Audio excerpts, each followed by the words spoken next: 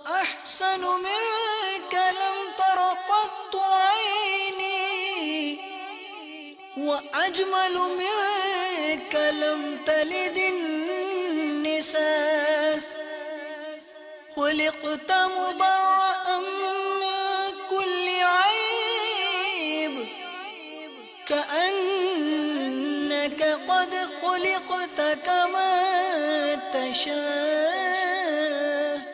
الحمد لله رب العالمين والصلاة والسلام على سيد المرسلين أما بعد فأعوذ بالله من الشيطان الرجيم بسم الله الرحمن الرحيم الصلاة والسلام عليك يا رسول الله وعلى آلك وأصحابك يا حبيب الله الصلاة والسلام عليك يا نبي الله وعلى آلك وأصحابك يا نور اللہ. فرمان مصطفیٰ صلی اللہ تعالی علیہ وسلم مسند امام احمد بن حنبل حدیث نمبر 1664.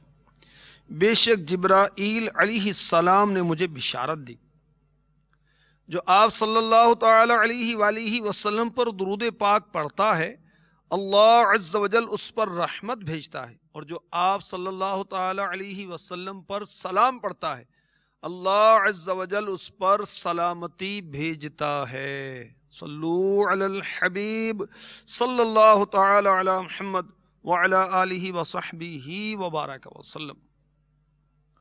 صحابہ کی نعتیں لیے ایک بار پھر حاضری ہے. یہ ماہ ربیع الاول کے خصوصی سلسلوں میں سے ہے.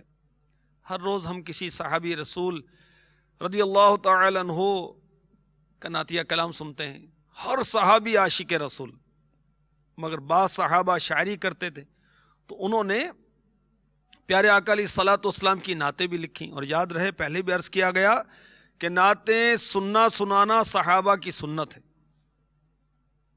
اور بعض خوش نصیب صحابہ تو ایسے تھے کہ انہوں نے بارگاہ رسالت میں اپنا کلام پیش کیا. اچھی نیتوں کے ساتھ اول تاخیر شرکت کیجئے. سبحان اللہ، یہ وہ ماہ محترم ہے جس میں اللہ تبارک و تعالیٰ نے ہمارے آقا علیہ الصلوۃ والسلام کو دولہا بنا کر بھیجا. مولانا حسن رضا خان علی رحمۃ الرحمن کیا خوب فرماتے ہیں، نہ کیوں آرائشیں کرتا خدا دنیا کے ساما میں تمہیں دولہا بنا کر بھیجنا تھا. بزم امکان میں تم آئے روشنی پھیلی ہوا دل کھل گئی آنکھیں. تم آئے روشنی پھیلی ہوا دل کھل گئی آنکھیں. اندھیرا سا اندھیرا چھا رہا تھا بزم امکان میں عجب انداز سے محبوب حق نے جلوہ فرمایا. سرور آنکھوں میں آیا جان دل میں نور ایمان میں. حضرت سیدنا حمزہ بن عبد المطلب رضی اللہ تعالی عنہ میرے آقا علیہ الصلوۃ والسلام کے چچا بھی ہیں اور رضاعی بھائی بھی ہیں، کیونکہ حضرت سیداتنا صہیبہ رضی اللہ تعالی عنہا کا دودھ میرے آقا علیہ الصلوۃ والسلام نے بھی نوش فرمایا اور حضرت حمزہ رضی اللہ تعالی عنہ نے بھی. میرے آقا علیہ الصلوۃ والسلام ان سے محبت بہت کرتے تھے.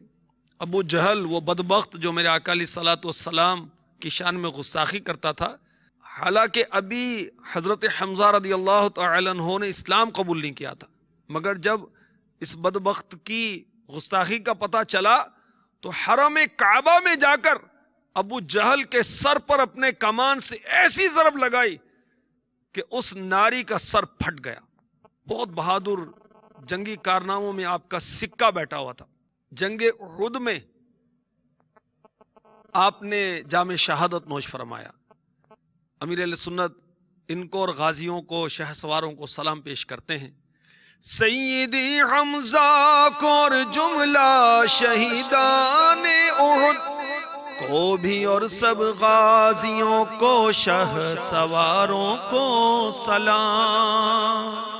ان کی شہادت پر میرے آقا علیہ الصلوۃ والسلام غمزدہ ہو گئے تھے، اور یہ بھی کہا گیا کہ میرے آقا علیہ الصلوۃ والسلام نے بھی اس کی تصدیق کی کہ بے شک میرے چچا کو شہادت کے بعد فرشتوں نے غسل دیا، آپ کا کفن کم پڑ گیا تھا۔ یہ معجم الکبیر میں ہے۔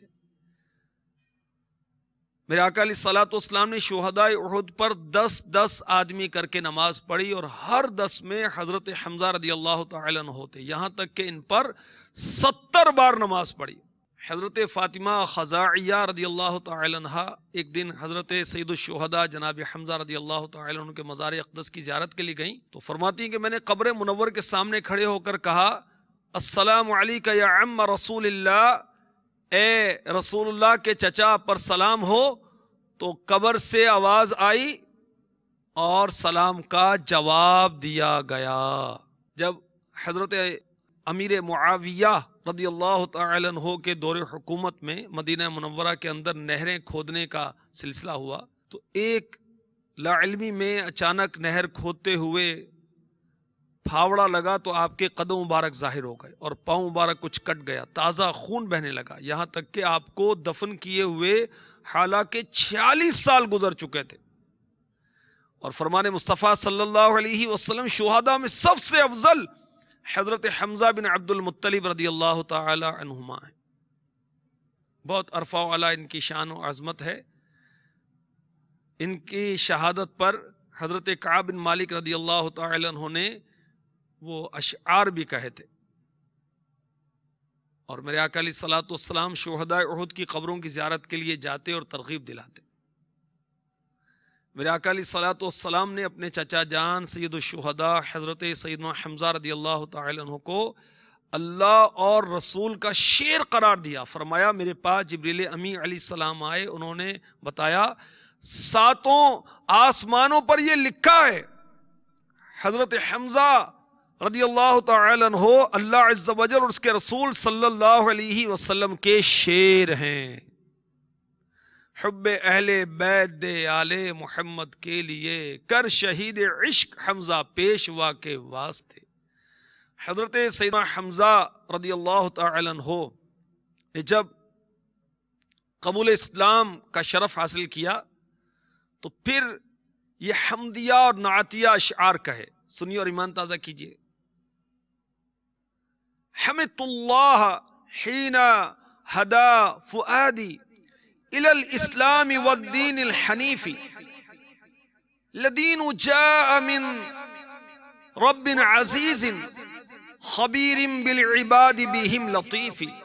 میں نے خدا عز و جل کی حمد کی جب اس نے اسلام اور دین حنیف کی راہ دکھائی، وہ دین جو عزت والے رب کی طرف سے آیا، جو اپنے بندوں کی خبر رکھنے والا مہربان ہے۔ اذا تلیت رسائلہ علینا تحدر دمع ذی اللب الحصیف، جب اس کے پیغامات ہمارے سامنے پڑھے جاتے ہیں تو عقل مند کے آنسو رواں ہو گئے۔ رسائل جاء احمد من ہداہا بآیات مبینۃ الحروف، وہ پیغامات جو حضرت سید عالم احمد مصطفیٰ صلی اللہ علیہ وسلم لائے ہیں وہ ہدایت پر مبنی ہیں، اور وہ ایسی آیات ہیں جن کے حروف واضح ہیں۔ وَأَحْمَدُ مُصْطَفَى فِينَا مُطَاعٌ فَلَا تَغْشَوْهُ بِالْقَوْلِ الْعَنِيفِ، احمد مصطفیٰ صلی اللہ علیہ وسلم ہمارے درمیان ہیں، جن کی اطاعت کی جاتی ہے تو ان کے حضور سخت کلامی سے نہ پیش آؤ۔ فَلَا وَاللَّهِ نُسْلِمُهُ لِقَوْمٍ وَلَمَّا نَقْضِ فِيهِمْ بِالسُّيُوفِ، پس اللہ عز و جل کی قسم ہم انہیں مخالفین کے حوالے نہیں کریں گے اور ہم تلواروں کے ساتھ ان کے درمیان فیصلہ کریں گے. مواہب لدنیہ میں یہ اشعار لکھیں. حضرت سیدنا حمزہ بن عبد المطلب رضی اللہ تعالی عنہ نے دین اسلام قبول کیا. میرے آقا علیہ الصلوۃ والسلام کی تعریف کی، اس سے پہلے اللہ تعالیٰ کی حمد کی، اور میرے آقا علیہ الصلوۃ والسلام کی نعت، اور یہ بتایا کہ یہ مطاع ہیں، یعنی ان کی اطاعت کی جاتی ہے. بارگاہ رسالت کے کچھ آداب بھی کہے، اور پیارے آقا علیہ الصلوۃ والسلام سے عشق و محبت کا اظہار کیا کہ ہم انہیں مخالفین کے حوالے نہیں کریں گے، تلواروں کے ساتھ ان کے درمیان فیصلہ کریں گے. سبحان اللہ. حضرت سیدنا حمزہ رضی اللہ تعالی عنہ نے اللہ تعالیٰ کی حمد کی، شان نبی میں نعت شریف کہی. حمد نعت کی تعریف کیا ہے، مطلب کیا ہے؟ حمد نعت منقبت لفظی لحاظ سے معنی قریب قریب ہیں، تعریف توصیف مجازن معنی جدا جدا ہیں. حمد کا لفظ اللہ تعالیٰ کی تعریف کے لیے بولا جاتا ہے، اور نعت میرے آقا صلی اللہ علیہ وسلم کی تعریف کو کہا جاتا ہے. صحابہ اولیاء کی خوبیوں کا بیان ہوتی منقبت ہے، اور اگر فریاد کی جائے تو اس کو استغاثہ کہا جاتا ہے. وسائل بخشش میں یہ تعریفات صفحہ نمبر 75 پر آپ دیکھ سکتے ہیں. تو میرے آقا صلی اللہ تعالی علیہ وسلم کو اللہ تبارک و تعالیٰ نے ہمارے درمیان بھیجا، سبحان اللہ، اور ہمیں بھیک مانگنے کو آپ کا آستانہ بھی بتایا. اعلیٰ حضرت فرماتے ہیں، وہی رب ہے جس نے تجھ کو ہمتن کرم بنایا، ہمیں بھیک مانگنے کو تیرا آستاں بتایا. تجھے حمد ہے خدایا، تجھے حمد ہے خدایا، تجھے حمد ہے خدایا، تجھے حمد ہے خدایا. مواہب لدنیہ میں ہے. لوگوں نے حضور صلی اللہ علیہ وسلم سے پوچھا، اگر آپ عزت و شرف چاہتے ہیں ہم آپ کو اپنا سردار تسلیم کرتے ہیں، بادشاہی چاہتے ہیں ہم آپ کو بادشاہ ماننے کے لیے تیار ہیں. اور بھی باتیں کی. میرے آقا صلی اللہ تعالی علیہ وسلم نے فرمایا، جو کچھ تم کہتے ہو وہ بات مجھ میں نہیں، بلکہ اللہ تعالی نے مجھے رسول بنا کر بھیجا ہے. اس نے مجھ پر کتاب نازل کی اور مجھے حکم دیا میں تمہیں جنت کی خوشخبری دینے والا اور جہنم سے ڈرانے والا ہو جاؤں. پس میں نے تمہیں اپنے رب کا پیغام پہنچایا اور تمہاری خیر خواہی کی. اگر تم اس چیز کو قبول کر لو جو میں تمہارے پاس لایا ہوں تو یہ دنیا اور آخرت میں تمہارا حصہ ہے، اور اگر تم میری طرف لوٹا دو تو میں حکم خداوندی کی وجہ سے صبر کروں گا حتیٰ کہ اللہ تعالی میرے اور تمہارے درمیان فیصلہ فرما دے. میرے آقا علیہ الصلوۃ والسلام کی یہ شان و عظمت ہے کہ ان کی اطاعت کی جاتی ہے، ان کا حکم مانا جاتا ہے، اور سبحان اللہ جو ان کا حکم ہے وہ اللہ کا حکم ہے. جی ہاں، سنیے پارہ 5 سورہ نساء آیت نمبر 80 میں ارشاد ہوتا ہے، من یطیع الرسول فقد اطاع اللہ. ترجمہ کنز الایمان، جس نے رسول کا حکم مانا بے شک اس نے اللہ کا حکم مانا. مفتی احمد یار خان نعیمی رحمۃ اللہ تعالی علیہ تفسیر نور العرفان کے 7ویں پارے میں لکھتے ہیں، اللہ تعالیٰ کی اطاعت صرف اس کے احکام میں ہے، رسول کی اطاعت قولی احکام میں بھی ہے اور عملی سنتوں میں بھی، کہ جس کا حکم دیں وہ فرض یا واجب ہے، جو ہمیشہ عمل کریں وہ سنت مؤکدہ. غور کیجئے مدنی چینل کے ناظرین، 12ویں شریف آئی، ہم مرحبا کی دھومیں مچا رہے ہیں اور مچاتے رہیں گے، کیا مرحبا کی دھومیں ہی مچائیں گے؟ آنے والے پیارے آقا صلی اللہ علیہ وسلم کی اطاعت و فرما برداری نہیں کریں گے؟ اللہ تبارک و تعالی نے انہیں ہماری ہدایت کے لیے بھیجا، کیا ان کی ہم اطاعت نہیں کریں گے اور ہم زبان کی نوک سے ان کے عاشق رسول بنتے رہیں اور عملی طور پر ہمارا معاملہ کچھ اور ہو؟ یہ تو اچھی بات نہیں۔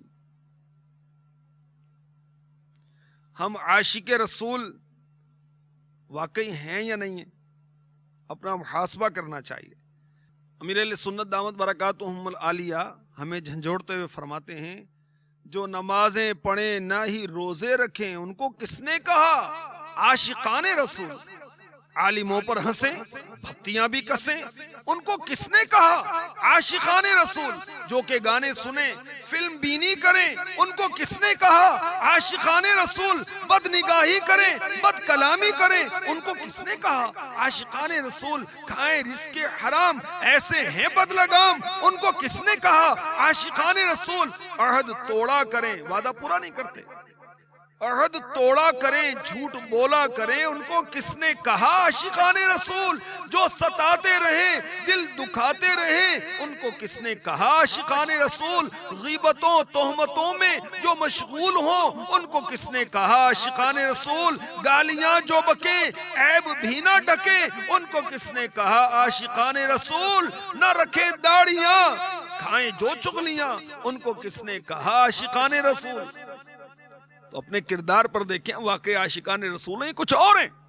اللہ تبارک و تعالی محبوب علیہ الصلوۃ والسلام کی آمد کے صدقے میں ہماری گفتار بھی اچھی کر دے، ہمارے کردار بھی اچھی کر دے، آمین۔ جھوم جھوم کر کہیے سرکار کی آمد مرحبا، دلدار کی آمد مرحبا، سوہنے کی آمد مرحبا، اچھے کی آمد مرحبا، مرحبا یا مصطفیٰ، مرحبا یا مصطفیٰ، مرحبا یا مصطفیٰ صلی اللہ تعالی علیہ وسلم۔ وأحسن منك لم تر قط عيني، وأجمل منك لم تلد النساء، خلقت مبرأ من كل عيب، كأنك قد خلقت كما تشاء،